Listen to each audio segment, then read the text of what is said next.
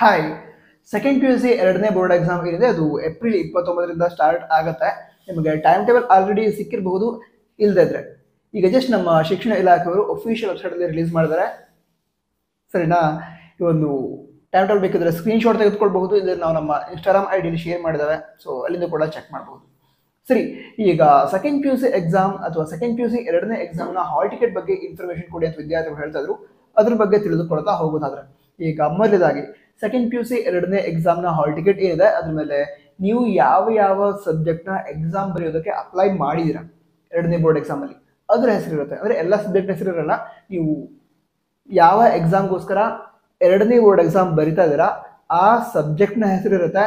ನಂತರ ಯಾವ ಡೇಟ್ಗೆ ಆ ಒಂದು ಎಕ್ಸಾಮ್ ನಡೀತಾ ಇದೆ ಆ ಡೇಟನ್ನು ಮೆನ್ಷನ್ ಮಾಡಿರ್ತಾರೆ. ಅದ ನಂತರ ನಿಮ್ಮ ಎಕ್ಸಾಮಿನೇಷನ್ ಸೆಂಟರ್ ಯಾವುದು, ಅಂದರೆ ಈ ಎರಡನೇ ಬೋರ್ಡ್ ಎಕ್ಸಾಮನ್ನು ನೀವು ಯಾವ ಎಕ್ಸಾಮಿನೇಷನ್ ಸೆಂಟರಲ್ಲಿ ಬರಿಬೇಕು ಆ ಹೆಸರನ್ನು ಮೆನ್ಷನ್ ಮಾಡಿರ್ತಾರೆ. ನಂತರ ಅದೇ ವಿದ್ಯಾರ್ಥಿಗಳು ಒಂದು ಪ್ರಶ್ನೆ ಕೂಡ ಕೇಳ್ತಾ ಇದ್ರು, ಎಕ್ಸಾಮಿನೇಷನ್ ಸೆಂಟರ್ ಚೇಂಜ್ ಆಗುತ್ತಾ ಅಂತ. ಹಾಂ, ಚೇಂಜ್ ಆಗುವಂತಹ ಚಾನ್ಸಸ್ ಇರುತ್ತೆ. ಬಟ್ ಹಾಂ, ನಿಮ್ಮ ಕಾಲೇಜಲ್ಲಿ ಎಕ್ಸಾಮ್ ಆಗಲ್ಲ, ಬೇರೆ ಕಾಲೇಜಲ್ಲೇ ಆಗುತ್ತೆ.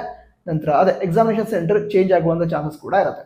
ನಂತರ ಈಗಾಗಲೇ ಹೇಳಿದೆ ಏಪ್ರಿಲ್ 29ರಿಂದ ಎಕ್ಸಾಮ್ ಸ್ಟಾರ್ಟ್ ಆಗುತ್ತೆ ಅಂತ.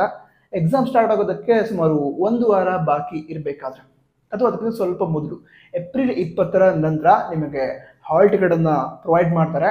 ನೀವು ಯಾವ ಕಾಲೇಜಲ್ಲಿ ಸೆಕೆಂಡ್ ಪಿ ಯು ಸಿಯನ್ನು ಸ್ಟಡಿ ಮಾಡಿದ್ದೀರಾ ಸೊ ಅದೇ ಕಾಲೇಜಲ್ಲಿ ನಿಮಗೆ ಹಾಲ್ ಟಿಕೆಟನ್ನು ಕೊಡ್ತಾರೆ.